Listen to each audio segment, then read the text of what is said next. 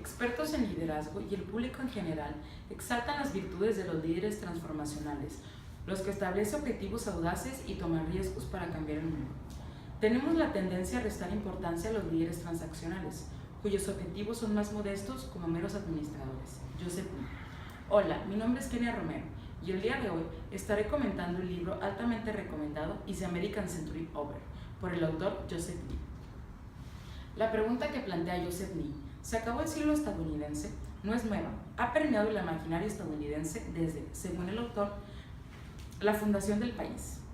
El autor responde con un contundente no, pero matiza al final del libro con la siguiente frase: el siglo estadounidense continuará en términos de la centralidad de Estados Unidos en el equilibrio de poder y de su liderazgo en la producción de bienes públicos, pero será diferente a la forma que ha tomado desde la segunda mitad del siglo pasado. Página 112. Es a partir de aquí que se plantea que el declive de un país puede estudiarse a través de dos enfoques: el declive absoluto, mejor conocido como el deterioro interno, y el relativo, que es la disminución del poder externo relativo. En un principio, la idea del declive estadounidense implicaba no cumplir expectativas internas o el deterioro moral y político, pero después de la Segunda Guerra Mundial se identificaba con ser rebasado por algún rival. Actualmente, la crisis económica y financiera y el surgimiento de rivales, especialmente China, hicieron que la pregunta sobre el declive relativo de Estados Unidos ganara popularidad nuevamente. El determinismo olvida el papel insustituible de los seres humanos en el devenir histórico y se limita a exigir que a un siglo de predominio de una potencia le siga otro en que una recién llegada imponga su hegemonía. Pero por lo que se refiere a la era de una supuesta hegemonía de los Estados Unidos, siempre ha habido mucha ficción mezclada con realidad. Más que un orden mundial, fue un grupo de países con una mentalidad similar, la mayoría de ellos situados en el continente americano y en la Europa occidental, que comprendía menos de la mitad del mundo y sus efectos para con los que no eran miembros de él no siempre fueron benignos. En estos países se incluían las potencias importantes como China, India, Indonesia y el bloque soviético. En vista de ello, sería más preciso llamar semi-hegemonía la posición de Estados Unidos. Es bastante propio considerar que la globalización tiene varias dimensiones y estas van cambiando y variando en su composición: comercio de bienes, movimiento de capitales, flujos de información y de personas, como también intercambio e incluso mestizajes culturales, entre otros. Entre esos cambios ideológicos tenemos algunas corrientes que han seducido al hombre a lo largo del tiempo en su eterna búsqueda de la perfección y la obtención de poder a consecuencia de la misma. Una de las más representativas de este siglo es el liberalismo, que es una corriente de pensamiento filosófico y económico y de acción política que propugna limitar al máximo el poder coactivo del Estado sobre los seres humanos y la sociedad civil.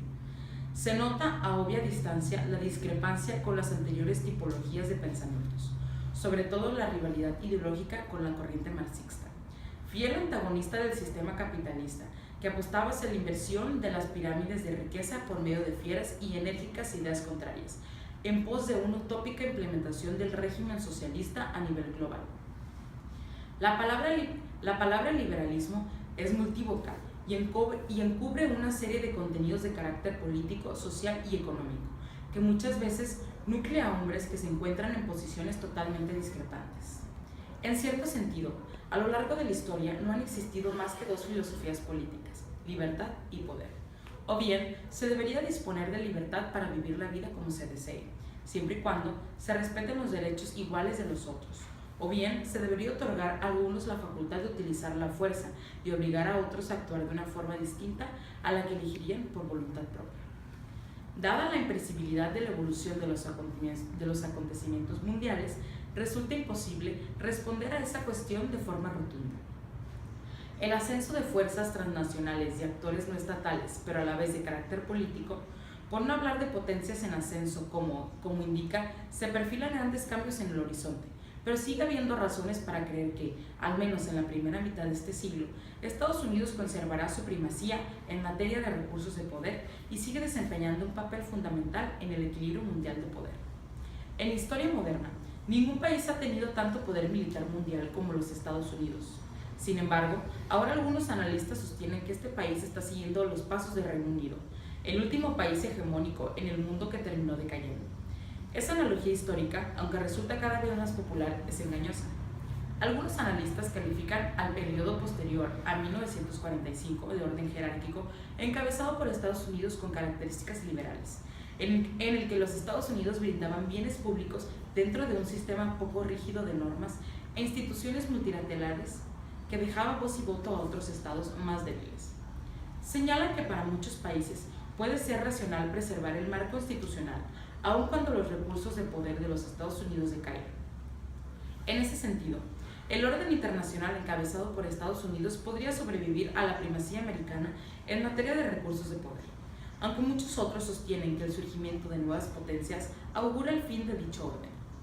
Sobre ese escenario, la primacía parece una descripción más precisa de la desproporcionada parte del poder correspondiente a un país en las tres clases de recursos, que son el militar, el económico y el blando. Ahora la cuestión es la de si la era de la supremacía de Estados Unidos está tocando su fin. Está por ver que los cambios aumenten o no la seguridad y la riqueza globales. En una palabra, si bien la era de la primacía de Estados Unidos no ha concluido, va a experimentar cambios importantísimos. Lo que está por ver es si esos cambios aumentarán la seguridad y la prosperidad mundial. Debe parecer difícil a los que han aceptado la autoridad como la verdad, en lugar de la verdad como autoridad. En embargo, se debe estar preparados a nivel internacional, no solo en rubros meramente diplomáticos, sino de plena participación y cooperación transnacional, ante los diversos escenarios futuros que se hallan más cerca de lo que se podría imaginar. Este es mi análisis sobre el libro Is American Century Over? Del autor Joseph Nye. Gracias.